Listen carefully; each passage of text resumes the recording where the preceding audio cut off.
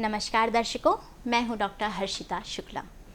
दर्शकों, रक्त की हर एक बूंद अपनी एक कहानी लिखती है।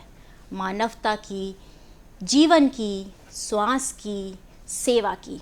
इसलिए तो कह रहे हैं हम, रक्तदान का संकल्प, स्वस्थ समाज का विकल्प। और यही बात आपको समझाने के लिए 14 जून को विश्व रक्तदाता दिवस मनाया जाता है, ताकि आप इस रक्तदान की महामुहिम के साथ में जुड़ सकें। तो चलिए बिना देर के शुरू करते हैं और स्वागत करते हैं रक्तदान से जुड़ी सारी जानकारियां हमें देने के लिए हमारे साथ स्टूडियो में मौजूद रक्तदान व रक्त रोग विशेषज्ञ, स्टेम सेल विशेषज्ञ डॉक्टर अंकित सहाय जी।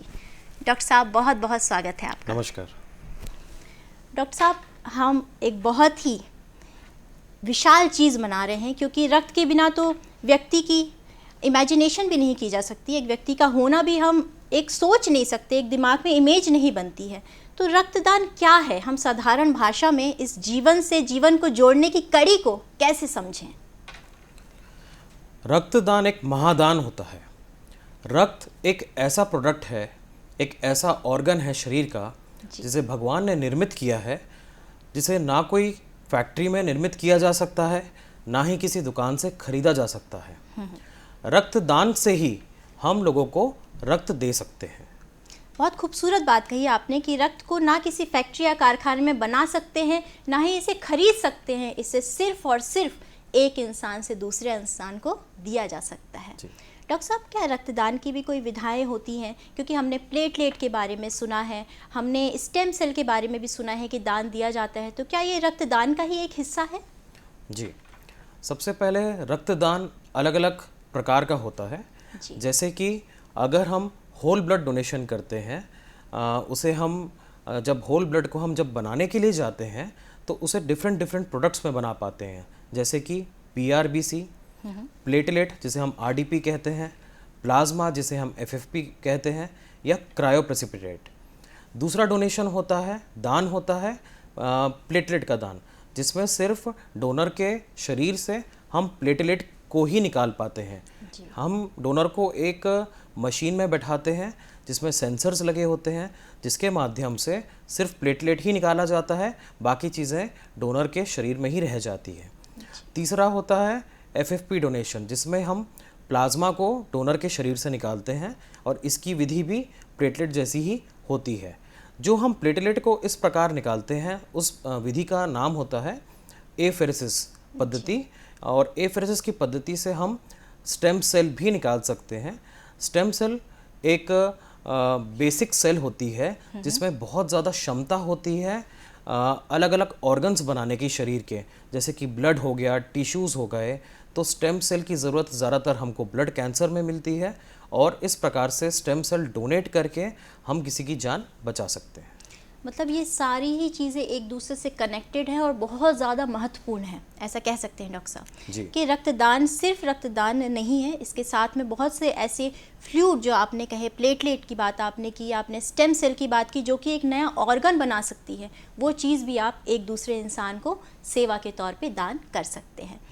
डॉक्टर साहब, क्या रक्तदान की कोई उम्र है? क्योंकि हम एक व्यक्ति की बात कर रहे हैं, वो चाहे स्त्री हो या पुरुष हो या कोई वयस्क हो या बच्चा हो या वृद्धावस्था का कोई इंसान हो, तो क्या रक्तदान करने के लिए एक स्पेसिफिक एक उम्र की बाध्यता है? जी, 2025 की गाइडलाइंस के अनुसार अब जो रक्तदान की सीमा है, आयु की सीमा जो है, वो है 18 से 65 वर्ष। अगर कोई इंसान पहली बार रक्तदान कर रहा है तो उसकी उम्र 18 से 60 वर्ष के अंदर होनी चाहिए, जब वो रक्तदान कर सकता है। ओके डॉक्टर साहब, मतलब एक तरीके से कह सकते हैं तो 18 से आपका जब तक फिट है, कह सकते हैं 50 या 60 साल तक, तब तक आप रक्तदान कर सकते हैं। डॉक्टर साहब, कई बार क्या होता है कि बहुत सारे कन्फ्यूजन होते हैं कि बोन मैरो का भी एक तरीके से कहा जाता है, कोई इन्फेक्शन हुआ तो उसमें रक्त, जो हम नॉर्मली फिल्मों वगैरह में देखते हैं, तो क्या वो भी इस रक्तदान का ही प्रकार है? बोन मैरो दान या फिर स्टेम सेल दान, पहले के समय में बोन मैरो से ही हम स्टेम सेल निकालते थे। स्टेम सेल क्या होता है, जैसे कि मैंने आपको बताया कि ये एक प्रकार का मूल कोशिका होती है जिसमें बहुत ज़्यादा क्षमता होती है विकसित होने की, अलग अलग ऑर्गन, ब्लड बनाने की। तो आजकल हम क्या करते हैं कि स्टेम सेल को बोन मैरो से निकाल कर, बोन मैरो मतलब कि अस्थि मज्जा से निकाल करके हम दवाइयों के माध्यम से उसे खून की नलियों तक ले आते हैं और फिर मशीन के माध्यम से हम स्टेम सेल को निकाल लेते हैं। मतलब ये भी एक जो चीज़ है जो सिर्फ इंसान से इंसान को दी जा सकती है, जी। इसका भी कोई आर्टिफिशियल स्रोत नहीं है। नहीं। डॉक्टर साहब, कई बार क्या होता है कि बहुत ऐसी बातें कही जाती हैं कि कुछ कमज़ोरी आ जाती है रक्तदान देने के बाद में, या कोई बीमारी लग जाती है। आम ऐसी भाषा में हमारे दर्शक भी सुनते होंगे कि भाई नहीं नहीं रक्तदान मत करना, तुमको ये तुम 8 घंटे की ड्यूटी कर रहे हो भाई, तुम रक्तदान मत करने जाना, या आप बहुत मेहनत करते हैं, या आप बहुत स्ट्रेस में, या डायबिटिक हैं, या कोई ब्लड इन्फेक्शन है, क्या वो लोग भी रक्तदान कर सकते हैं? जी, समाज में बहुत सारी भ्रांतियां हैं, मिथ्स हैं, धारणाएं हैं रक्तदान के प्रति। तो इन भ्रांतियों पर हमें बात करनी चाहिए एवं इनका सोल्यूशन ढूंढना चाहिए, या फिर इनको ठीक से समझना चाहिए कि कौन कौन सी भ्रांतियां हैं, सही हैं कि गलत हैं। जी। सबसे पहले लोगों को लगता है कि जब उन्हें ब्लड सेंटर से न्योता मिले तभी वो रक्तदान करने जाएं। ऐसा बिल्कुल नहीं है। हमें नियमित रूप से रक्तदान करना चाहिए। कब किसे कहाँ ज़रूरत पड़ जाए रक्त की, ये हम नहीं जान सकते, इसलिए बिना न्योता के ही हमें रक्तदान नियमित रूप से करना चाहिए। जी। लोगों को लगता है कि रक्तदान करते समय बहुत ज़्यादा दर्द होता है। ऐसा बिल्कुल नहीं है। जब हम रक्तदान के समय में जब हम डोनर को सुई लगाते हैं, सिर्फ लगाते समय और निकालते समय थोड़ा सा दर्द होता है, जिसे हमें सहन करना पड़ता है क्योंकि हम कुछ एक अच्छा काम करने जा रहे हैं। जी। लोगों में धारणाएं होती हैं कि रक्तदान करने में बहुत अत्यधिक समय लगता है। ऐसा भी नहीं है। 5 से 10 मिनट का समय लगता है। बाकी जो समय लगता है वो उनका टेस्टिंग करने में लगता है, जैसे कि बीपी हम देखते हैं, हीमोग्लोबिन देखते हैं, वज़न देखते हैं, पल्स रेट देखते हैं, नब्ज़ देखते हैं। तो इस प्रकार से अगर हम ओवरऑल देखें तो मुश्किल से आधा घंटे पूरी प्रोसीजर में हमको लगता है। उसके बाद लोगों में धारणाएं होती हैं कि रक्तदान करने से उनका वज़न कम हो जाएगा या उन्हें कोई किसी प्रकार का इन्फेक्शन हो सकता है निडल से।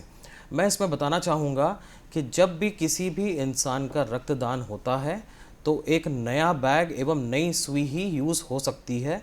उस बैग का एक पर्टिकुलर नंबर होता है, एक उसका सेगमेंट नंबर होता है, जिसे हम बार बार यूज़ कभी भी नहीं कर सकते। तो इन्फेक्शंस के चांसेस जो होते हैं डोनर के लिए वो पूरी तरीके से ख़त्म हो जाते हैं। इस प्रकार से कुछ धारणाएं हैं। अच्छा, अगर मैं बात करूं बीपी शुगर पेशेंट्स की या थायराइड पेशेंट्स की, जो कि आम बात है आज के समय में, तो वे भी रक्तदान कर सकते हैं। अगर बीपी का मरीज़ मेडिसिन ले रहा है, दवाइयाँ ले रहा है, बस ये होना चाहिए कि उसका बीपी कंट्रोल होना चाहिए। जब वो रक्तदान करने आया उसका बीपी हम चेक करते हैं, वो नॉर्मल होना चाहिए। अगर हम ऊपर के बीपी की बात करें तो 100 से 140 के बीच में होना चाहिए। नीचे की बीपी की बात करें तो 60 से 90 mmHg तक होना चाहिए। जी। इसी प्रकार अगर पेशेंट को अगर डोनर को डायबिटीज़ है, शुगर की बीमारी है, वो अगर दवाइयाँ लेता है, उसकी शुगर कंट्रोल्ड है, तो वो भी रक्तदान कर सकता है। थायराइड की बात करें तो थायराइड में भी जो थायराइड की दवाइयाँ लेते हैं, रेगुलर बेसिस पे लेते हैं, वो भी रक्तदान कर सकते हैं अगर उनका थायराइड वैल्यूज़ जो होती हैं TSH, T3, T4 जो वैल्यूज़ होती हैं वो नॉर्मल होती है। हाँ, इसमें एक बात ध्यान रखना है कि अगर शुगर का पेशेंट है और अगर वो इंसुलिन पे है जी। तो उसे रक्तदान नहीं करना चाहिए। जी, बहुत स्पष्ट तौर पे डॉक्टर साहब आपने बताया कि दर्शकों, आपने बहुत गौर से सुना होगा कि सभी लोग जो स्वस्थ हैं या जो दवाइयाँ ले रहे हैं, जो मेंटेन हैं, वो रक्तदान कर सकते हैं। लेकिन अगर इंसुलिन का आप इंजेक्शन ले रहे हैं, क्योंकि डायबिटीज़ भी बहुत कॉमन हो गई है आजकल, अगर इंसुलिन का आप इंजेक्शन ले रहे हैं तो आप रक्तदान नहीं कर सकते और न्योते का इंतज़ार नहीं करना है, आपको स्वयं आगे बढ़ के किसी इंसान की मदद करनी है। ठीक कहा डॉक्टर साहब? जी। डॉक्टर साहब, अगर परहेज की बात करें तो, क्योंकि बहुत सारे लोग डरते हैं, डर बहुत ज़्यादा है। आपने तो इंजेक्शन का डर दूर कर दिया कि नहीं भाई फ्रेश निडल यूज़ होती है, आपको कोई नुकसान नहीं होगा। लेकिन कमज़ोरी, लोग सोचते हैं कि हम खून दे देंगे तो हमारा खून बनेगा ही नहीं, हमारे में खून की कमी हो जाएगी और हम बिल्कुल कमज़ोर हो जाएंगे। तो क्या खून की कमी हो जाती है? इसको मैं इस तरीके से बताना चाहूँगा कि रक्तदान करने के रक्तदाता को क्या क्या फ़ायदे हैं। जी। सबसे पहला एक मानसिक एवं भावनात्मक जो संतुष्टि मिलती है कि मेरे रक्तदान करने से मैं 3 लोगों की लाइफ जान बचा सकता हूँ, तो ये संतुष्टि अपार होती है, इसका कोई मूल्य नहीं होता। दूसरा, मरीज़ को जब हम डोनर को डोनेट करता है, जब रक्तदाता डोनेट करता है ब्लड को, तो उस समय उसकी जांचें होती हैं। अगर वो नियमित रूप से ब्लड डोनेट करेगा तो उसका बीपी, उसका पल्स, उसकी सारे टेस्टिंग होती हैं। कुछ ब्लड में जो हम टेस्टिंग करते हैं, जैसे कि HIV की टेस्टिंग होती है, hepatitis B, hepatitis C, malaria और सिफिलिस, ये 5 चीज़ों की टेस्टिंग नियमित रूप से होती रहेगी जी। रक्तदान करने से हमारा जो ब्लड होता है उसकी डेंसिटी, उसका गाढ़ापन कम हो जाता है। तो जब गाढ़ापन कम होता है तो हमारे शरीर में जो छोटी छोटी नलियाँ होती हैं, वहाँ पे रक्त का जो बहाव होता है वो बहुत अच्छा हो जाता है। तो आगे लाइफ में अगर नियमित रूप से डोनेट कर रहे हैं, दान कर रहे हैं, तो आगे लाइफ में स्ट्रोक, हार्ट अटैक के चांसेस जो होते हैं वो कम हो जाते हैं। रक्तदाता नियमित रूप से जब रक्तदान करता है तो उसके हार्ट पे जो होता है वो लोड कम हो जाता है, उसके लिवर का फंक्शन जो होता है वो बढ़ जाता है, लिवर को एक प्रोटेक्शन मिलता है, क्योंकि आयरन जो होता है, आयरन भी कम हो जाता है। अगर आयरन ज़्यादा होगा शरीर में तो अलग अलग ऑर्गन में जा कर के बैठेगा और उन्हें खराब करेगा। तो इस प्रकार से ये फ़ायदे होते हैं। एक बहुत महत्वपूर्ण जो फ़ायदा होता है वो ये है कि जैसे ही हम रक्तदान करते हैं उसके तुरंत बाद बोन मैरो या फिर अस्थि मज्जा को एक सिग्नल मिलता है, जिसके बाद में बोन मैरो से नई कोशिकाएं बनना चालू हो जाती हैं। डॉक्टर साहब, आपने बहुत सारे फ़ायदे गिनाए हमें, लेकिन हम थोड़ा और जानेंगे, लेकिन यहाँ थोड़ा सा रुकेंगे क्योंकि वक्त हो चला है छोटे से ब्रेक का। दर्शकों बने रहिएगा साथ, अभी देखिए यह संदेश, मिलेंगे ब्रेक के बाद।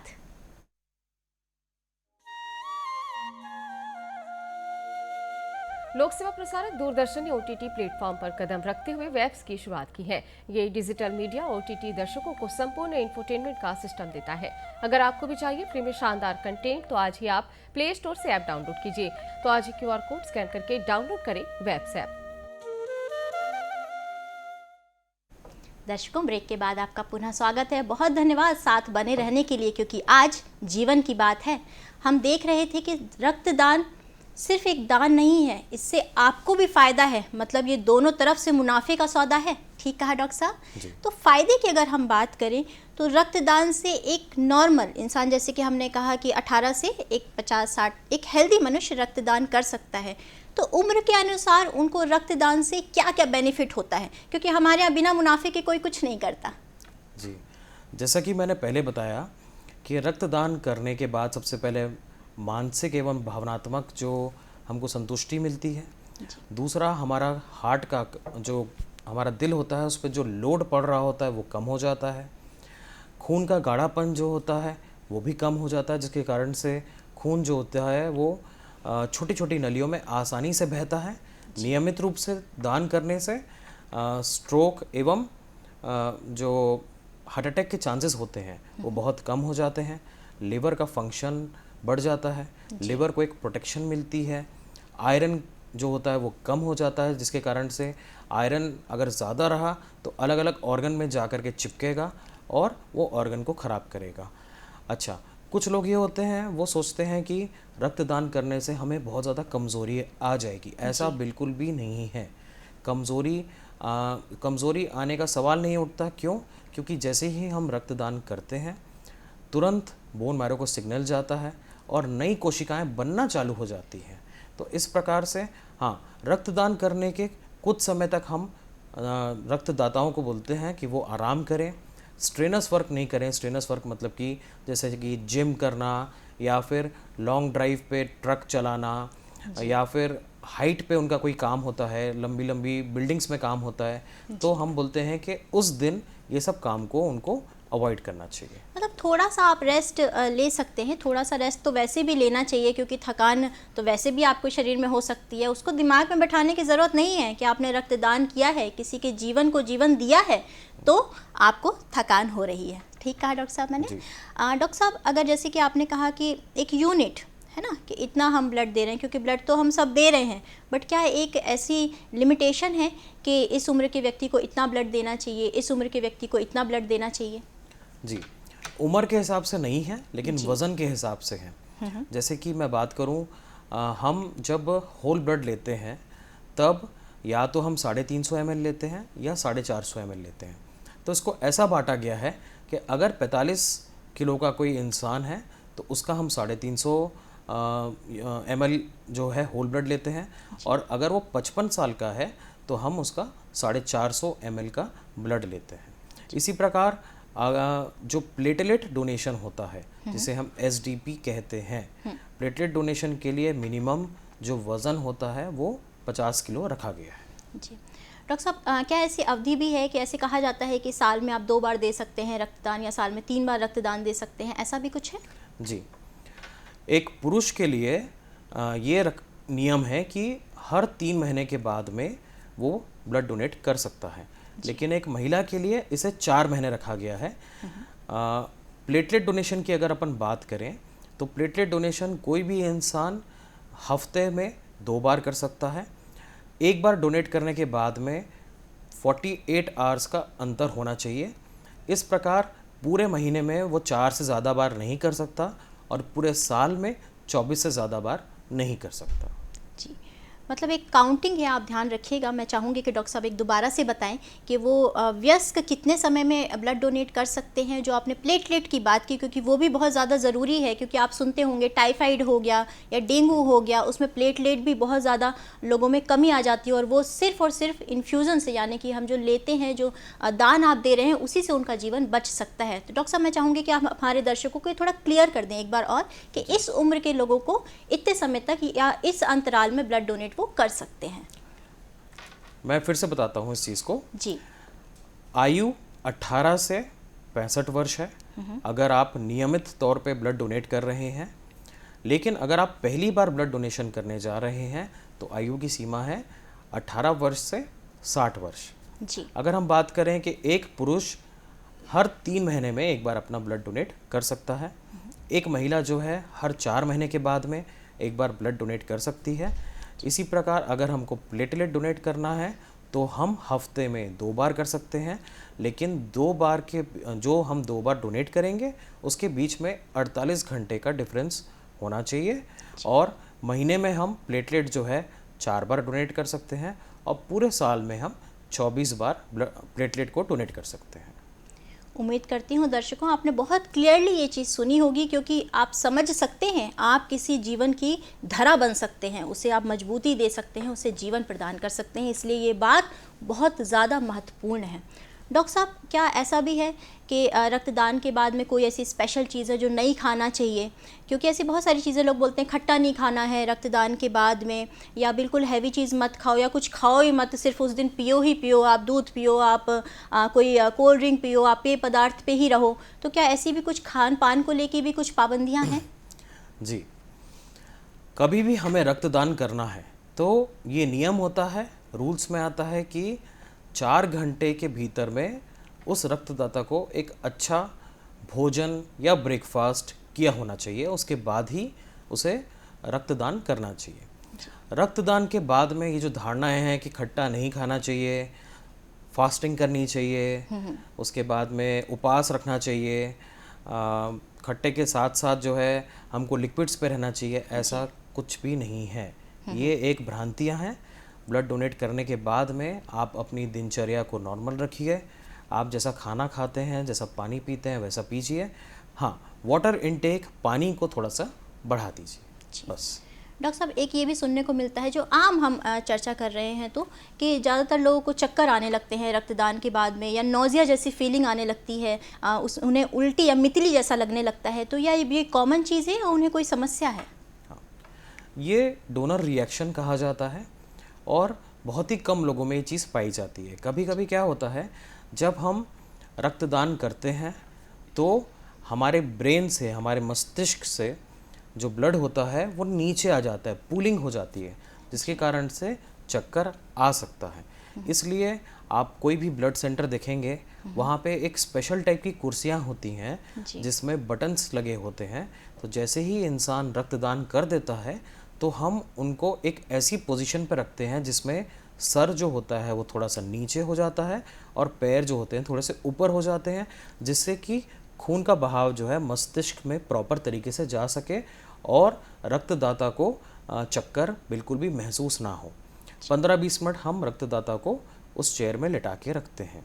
हाँ, कभी कभी कुछ रक्तदाताओं में ये पाया गया है कि उन्हें नौशिया लगता है या वॉमिटिंग लगती है, वो भी मैनेजेबल होता है। उसमें भी बस हमको ध्यान रखने की ज़रूरत है रक्तदाता की कि उनको अगर ये सब चीज़ें हो रही हैं तो हम उनको प्रॉपर उस समय पे कुछ ट्रीटमेंट दे सकें, इलाज दे सकें।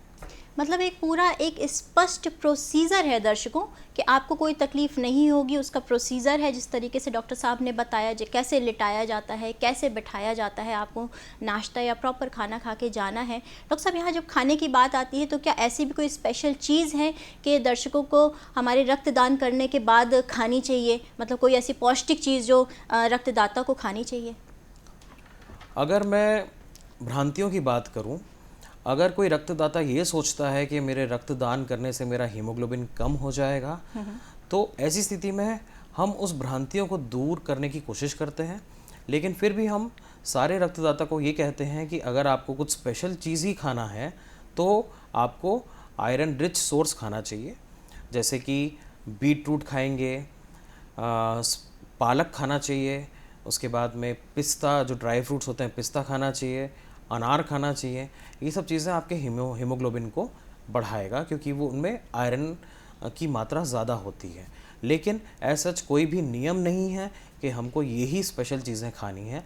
आप दिनचर्या में जो प्रॉपर तरीके से भोजन करते हैं वो कीजिए और पानी की मात्रा को थोड़ा बढ़ा दीजिए बस। क्योंकि हमने देखा है कि कुछ लोग मीठी चीज़ें बहुत ज़्यादा खाने लगते हैं रक्तदान के बाद में, ग्लूकोज बहुत ज़्यादा पीने लगते हैं, तो कहीं ये नुकसानदेह है या पी सकते हैं?